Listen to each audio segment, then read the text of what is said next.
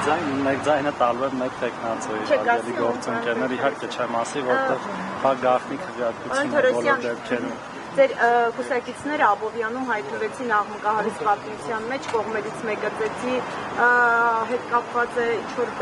բաներ, ահազանգեր հիշում են մեկի հետ կապված, որը ծեծի է ենթարկել մյուսը հայհոյանքներով է աչքի ընկել, ինչպես է գնահատում այս միջադեպը եւ ինչ է կարծում, արդյոք պետք է նրանց կուսակցությունից հեռացվելու հարցը դառնա ձևակերպում քննարկման առարկա։ Տեսեք, մենք երկու տեսանկյունից պետք է հարցին նայենք, ես իհարկե տեսել եմ մամուլի հրապարակումները, նախ իրավական, քրեաիրավական եւ իրավապահ մարմինները պետք է բարձրան եղելությունը եւ մեղավորները, եթե այդպիսիք կան, համապատասխան օրենքով սահմանված կարգով ընթացք տրվել այդ ամեն ինչը եւ կուսակցական կարգապահության տեսանկյունից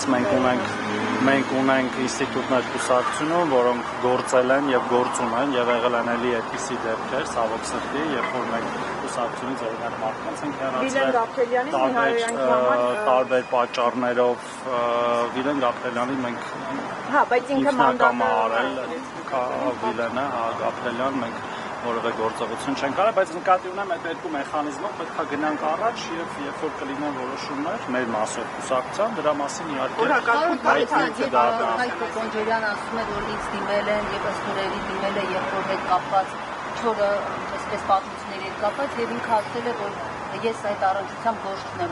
Սա նորմալ է, երբ խմբակցության ղեկավար լինելով հանդերձ ինքը այսպես բարձրացնի վիճակում է թողնում։ Լավ չհասկացա հարցը ճիշտ ասած։ Ըստ ուրերի, երբ Հայկ Կոնջորյանին դիմել են, որ իր եղբայրը ով է դիմել։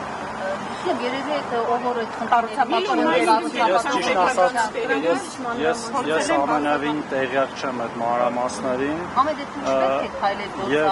Եվ կարծում եմ, տեսեք, Հայկ Կոնջորյանն է, մեկ ուրիշն է, հիմա բազմաթիվ մարդիկ ունեն բարեկամներ, հարևաններ, ընկերներ, եթե ինչ-որ մեկը հանցանք է գործել կամ իրա նկատմամբ են հանցագործը, պետք է լինի պատիժ եւ Կոնջորյանի մեղավորությունը ստեղ փնտրելը ես կարծում եմ, որ պարզապես էթիկայի կանոնագիրքը նաեւ հարազատների համար է սահմանում վարքականոնի ինչ-որ բան։ Այսինքն ոնց հարազատ։ Հիմա եթե իմ հարազատը գնա ինչ-որ մեկի մտեղ սխալ բանանի,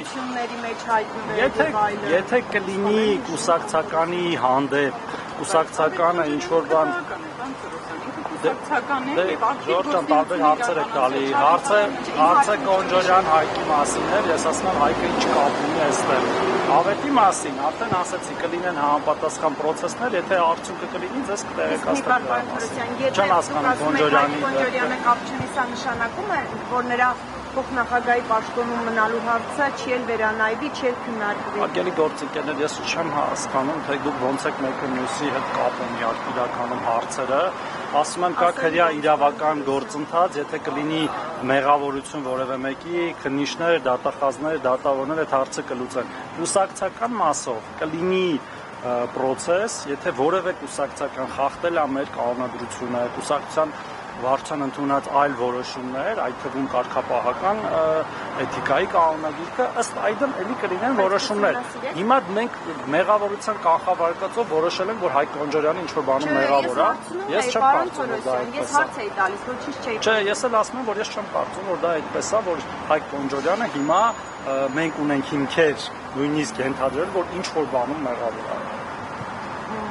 Այսքան պատմություն մեջ է հայտնվել եղբայրը, կոռուպցիոն